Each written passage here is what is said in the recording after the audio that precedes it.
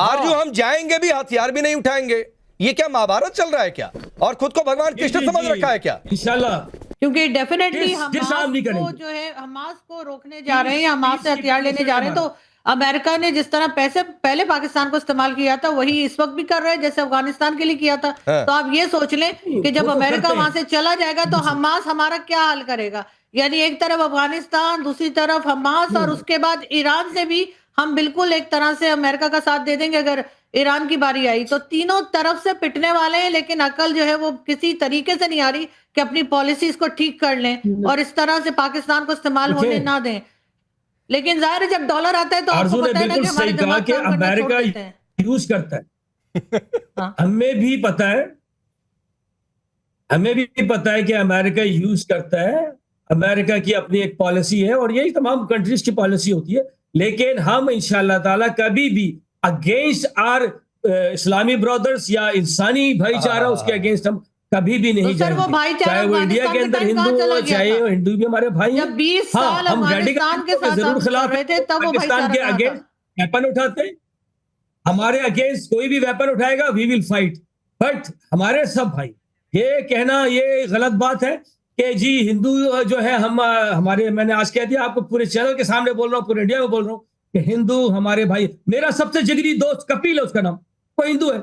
आप मुझे बताइए, आज मैं आपको बता रहा हूँ। तो जाकर जो जहर बोते हो मेजर नदीम, जो जहर बोया जाता है आपके मुल्क में, और जो अबू मूसा धमकी दे रहा है ऐसा नहीं है कि हिंदुओं की गर्दन काट देंगे, ऐसा नहीं है, हिंदुओं की गर्दन काट देंगे, ये आप मैसेज पास करवा रहे हो। हमारी पहलगाम में जो आतंकी भेजे उनको ये पाठ पढ़ाकर भेजा, उनको ये पाठ पढ़ाकर भेजा कि धर्म पूछना, कलमा पढ़ने के लिए कहना, और जो ना पढ़े उसे गोली मार देना। देखिए ये किसने जहर भर के भेजा था?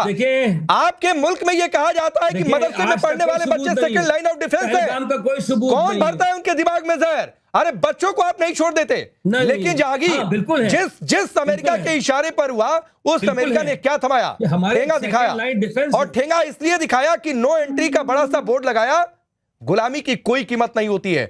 यूज, अब्यूज एंड डिस्कार्ड, जो वोरा सर कह रहे थे, और वही अब्यूज और डिस्कार्ड हो रहा है। सर मेरी तरफ से तमाम टाइम्स नाउ के देखने वालों को सलाम, और सारे जो है आपकी टीम को भी थैंक यू सो मच। अच्छा, इसमें मेरा रेस्पॉन्स लीजिएगा 1 मिनट, उसके बाद जो है आपके पास बड़े लर्नेड लोग बैठे हुए, भले बाद में दे दें। देखें, आफ्टर ऑपरेशन बुनियान मसूद, उसके बाद ये हुआ कि आपका ताजिकिस्तान एयरबेस खाली कराया गया, ओमान में आपके पास जो नेवल बेस था वो खाली कराया गया, और कतर में रिसेंटली कतर ने आज इंडियन स्पाई को फांसी दे दी है। और अब क्या चाहते हैं?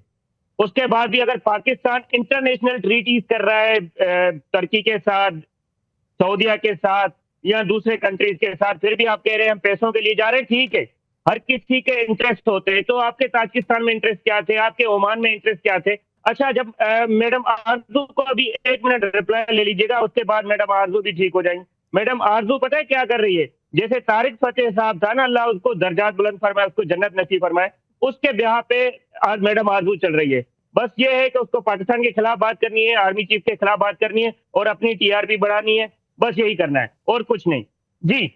अब एक बात बताइए, मैं आपको एक और फैक्ट चेक करा देता हूं। वोरा सर हैं, वोरा सर, एक 3.3 और 6.6 का हमने डेटा दिया था, एक डेटा और है 6.6 का डेटा तो आईएमएफ का है। आईएमएफ की ओर से पाकिस्तान को 23वां बेल आउट पैकेज मिला है, 23वां, और 23वें बेल आउट पैकेज के जरिए इनकी अर्थव्यवस्था रेंग रही है। भारत के पास कोई बेल आउट पैकेज नहीं, ऊपर से आईएमएफ कह रहा है कि ग्रोथ इंजन है। भारत आगे बढ़ रहा है तो दुनिया आगे बढ़ रही है। ये आईएमएफ का स्टेटमेंट है, ये भारत का, ये हमारा स्टेटमेंट नहीं है। लेकिन उसके बावजूद भी जहांगीर भाई को समझ में नहीं आएगा, उसके बावजूद भी ये नहीं समझ में आएगा कि ये जो भाड़े के टट्टू पाल रखे हुए हैं, जो आतंकी बना रखे हुए हैं, जिनको स्टेट पॉलिसी के तौर पर इस्तेमाल किया जाता है, वही इनका बेड़ा गर्क करे और उसी गड्ढे में गिरकर ये खुद बर्बाद हो जाएंगे। अच्छा सर, इसमें मेरा अगर ले लें, मैं आ रहा हूं जहांगीर भाई, वोरा से सवाल, वोरा जी से सवाल, तो फिर आ रहा हूं, फिर इरशाद भाई आपके पास भी आ रहा हूं। अच्छा। मैं ये समझने की कोशिश कर रहा हूं कि जो हम बातचीत कर रहे हैं, हम एक दूसरे के ऊपर एक्यूजेशंस लगा रहे हैं या वे फॉरवर्ड हम ढूंढना चाहते हैं। अभी इन साहब ने कहा कि किसी इंडियन को हैंग कर दिया कतार में। सर, ये कौन सा कतार आप बात कर रहे हैं, जो चंद्रमा पर है, या वो कतार जिसको हम जानते हैं? खैर, कोई दूसरा कतार होगा, मैं कुछ नहीं जानता। सर, ये आपसे अनुरोध है, ये चीजें ना कहा करें टेलीविजन पर जब आपके पास सबूत ना हो। तो एक कहावत है अंग्रेजी में सर, मुंह बंद रखें ताकि लोग आपको बेवकूफ समझे। मुंह खोलोगे तो कंफर्म कर देंगे आप कि मैं बेवकूफ। तो अच्छा रहता है टू कीप क्वाइट जिन चीजों के बारे में आप नहीं जानते। मैं सलाह दे रहा हूँ, 74 साल की मेरी उम्र है, 52 साल मुझे कूटनीति में हो गए हैं।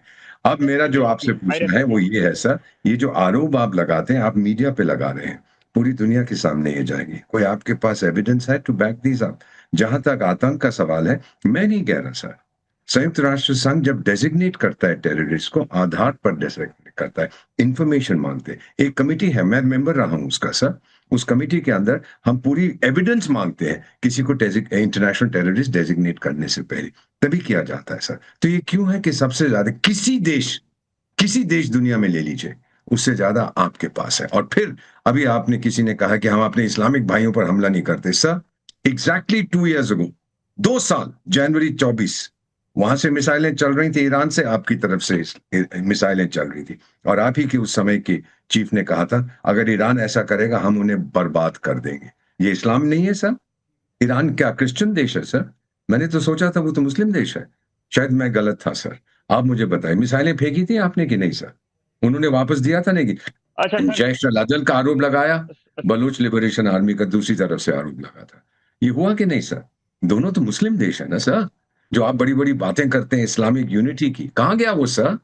मैं आपसे पूछ रहा हूं सर, एजुकेट मी सर, क्या मैंने गलत सुना था? क्या मेरे पास गलत खबर आई थी?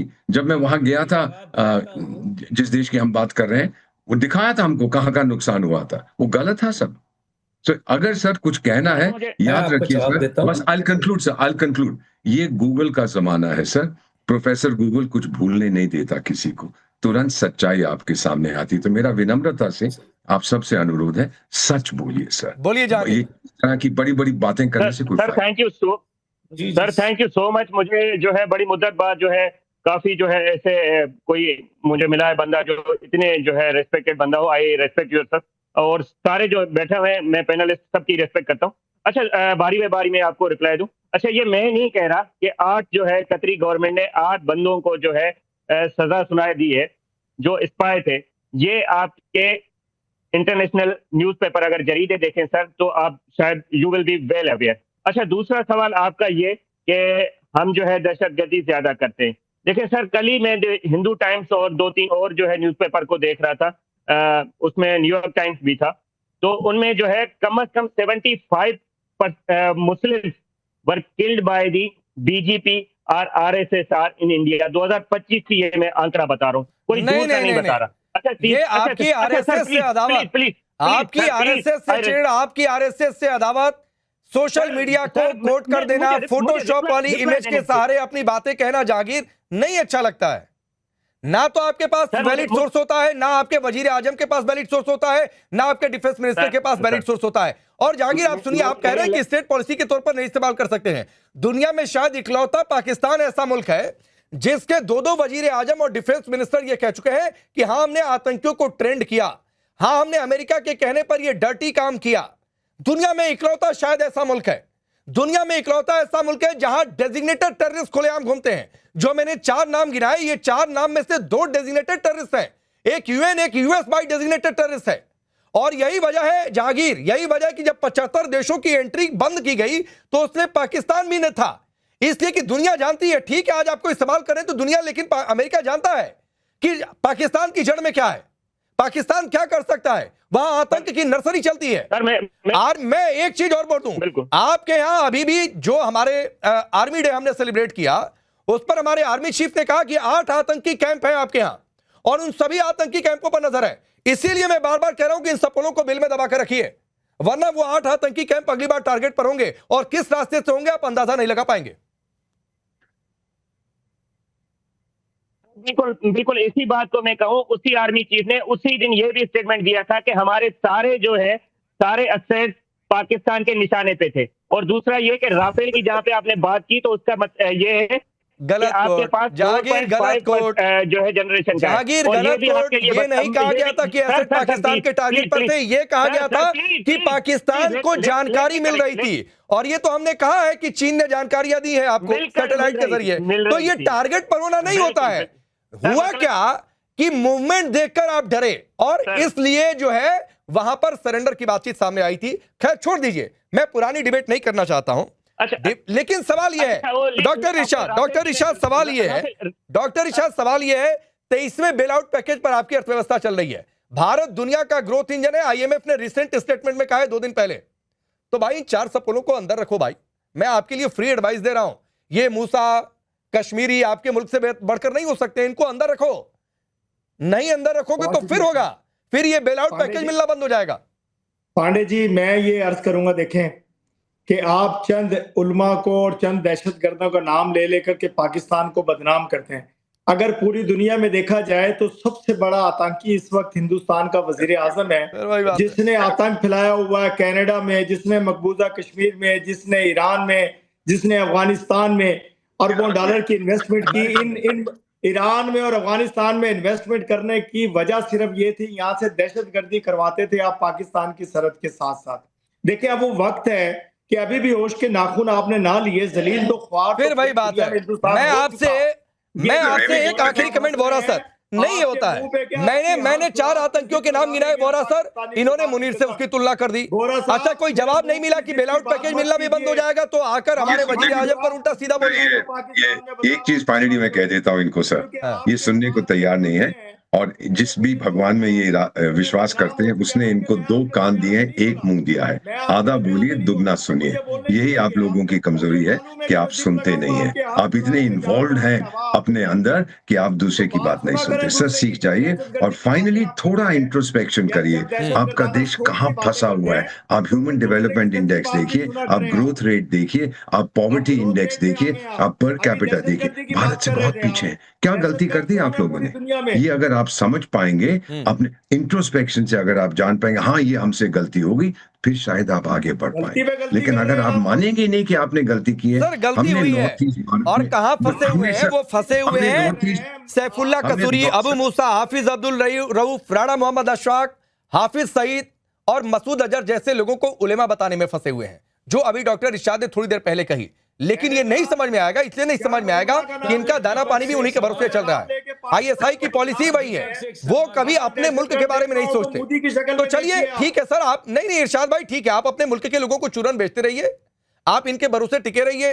किसी दिन फिर होगा, ब्रह्मोस जाएगी, फिर ये 8वां आतंकी कैंप जो अभी चल रहे हैं वो बर्बाद हो जाएंगे। ऐसे 2-4 और धमकी दिलवाइए, और गलती से खुदा न खास्ता कुछ हो गया तो फिर, अभी तो थोड़ी देर पहले बोरा सर ने कहा ना कि एक जहाज उड़ा है, क्या हुआ नहीं हुआ, किसका वेपन था, ऐसे पता नहीं कितने जहाज उड़ेंगे, तो इंतजार करिए। For more of such videos, do like, share and subscribe to ET Now Swadesh.